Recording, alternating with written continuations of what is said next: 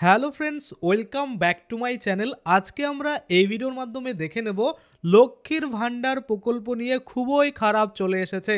কারণ ইতিমধ্যে বহু মহিলার অ্যাকাউন্ট কিন্তু দেখবেন ডিঅ্যাক্টিভেট বা ডিলিটেড কিন্তু করে দেওয়া হচ্ছে।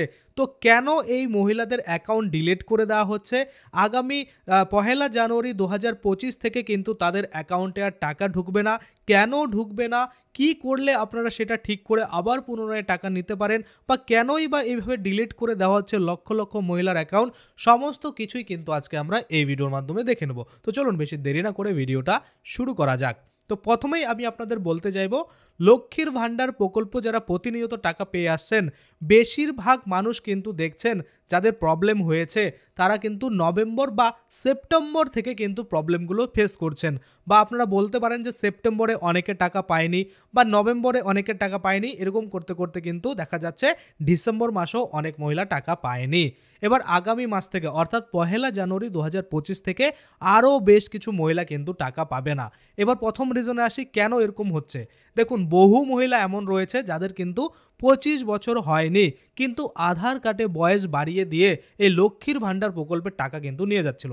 আপনারা হয়তো পেপার ফলো করলে বা বড় বড় নিউজ চ্যানেলগুলো ফলো করলে আপনারা দেখতে পাবেন যে অনেক ভুয়ো কিন্তু এই আধার কার্ড দিয়ে এই লক্ষ্মীর ভাণ্ডার প্রকল্পেতে আবেদন হয়েছিল এবং সেটা অ্যাপ্রুভালও পেয়েছে এবং টাকাও পাচ্ছিল। কিন্তু বর্তমানে ভেরিফিকেশন হওয়ার সময় দেখছে যাদের বয়স হয়নি তারাও কিন্তু এই লক্ষ্মীর ভাণ্ডার প্রকল্পের টাকা পাচ্ছে। সেজন্য কিন্তু ভেরিফিকেশন করার পরে তাদের নামগুলো কিন্তু বাতিল করে দেওয়া হচ্ছে। এটা একটা। দ্বিতীয়ত আরেকটা, সেটা হচ্ছে আপনাদের যে নাম, আধার কার্ডে ধরুন এক নাম রয়েছে, ভোটার কার্ডে আরেক নাম, আবার দেখছেন যে আপনাদের ব্যাঙ্ক অ্যাকাউন্টে কিন্তু আরেক নাম রয়েছে। বেশিরভাগ মহিলার ক্ষেত্রে হয়েছে কি, যাদের দেখবেন আধার কার্ড আর ভোটার কার্ডের নাম তো সেম রয়েছে, কিন্তু ব্যাঙ্ক অ্যাকাউন্টে দেখতে গেবেন যেখানে কিন্তু নামের কিন্তু অল্প স্পেলিংয়ের হোক বা একটু ভুল কিন্তু রয়েছে।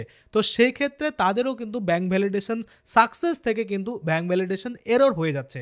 ধরুন আপনার নাম গৌরী রানী দাস এবং সেখানে আপনার ধরুন আধার কার্ডে শুধুমাত্র গৌরী দাস বা গৌরী রানী দাস রয়েছে, কিন্তু ব্যাঙ্ক অ্যাকাউন্টে আপনার একটা নাম মিসিং রয়েছে। ধরুন আপনার আধার কার্ডে গৌরী দাস, ভোটার কার্ডে গৌরী দাস, কিন্তু ব্যাঙ্ক অ্যাকাউন্টে রয়েছে গৌরী রানী দাস। সেক্ষেত্রে কিন্তু আপনাদের ব্যাঙ্ক ভ্যালিডেশন সাকসেস হতে পারবে না। তো আপনারা বলবেন যে আগে তাহলে কীভাবে হয়েছিল, কেনই বা আমাদের টাকা দিচ্ছিল? দেখুন, এগুলো সব কিছুর ফল্ট থাকে। মানে প্রথমত আমরা যদি দেখি, যখন কৃষক বন্ধু প্রকল্পে আবেদন হচ্ছিল তখনও কিন্তু এই দেখবেন বেশিরভাগ কৃষকের কিন্তু খতিয়ানের নাম অন্যরকম ছিল। ধরুন আপনার নাম আধার কার্ডে ভোটার কার্ডে যা রয়েছে, খতিয়ানে একটু আলাদা রয়েছে, সেক্ষেত্রে কিন্তু অ্যাপ্রুভাল দিত, কিন্তু এখন দেয় না।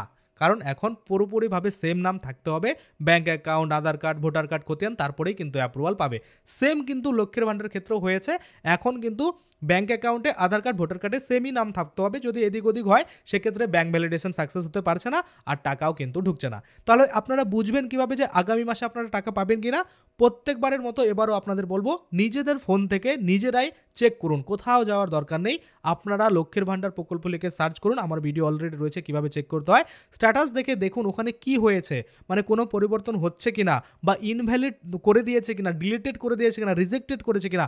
অবশ্যই প্রতিনিয়ত সেটা দেখে আপডেটেড থাকুন, তাহলেই আপনারা বুঝতে পারবেন যে পরবর্তী মাসে টাকা আপনারা পাবেন কিনা।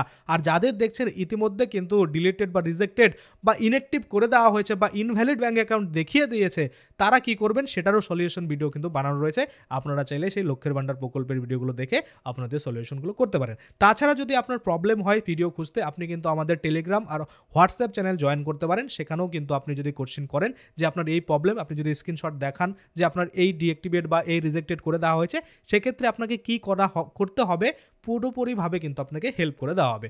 অবশ্যই ডেসক্রিপশন বক্স থেকে আপনার টেলিগ্রাম আর হোয়াটসঅ্যাপ গ্রুপগুলো কিন্তু জয়েন করে নেবেন। সম্পূর্ণ বিনামূল্য রয়েছে, কোনো রকম টাকা পয়সা দিতে হবে না, শুধুমাত্র আপনাদের সুবিধার্থের জন্যই কিন্তু ওই গ্রুপগুলো খোলা হয়েছে।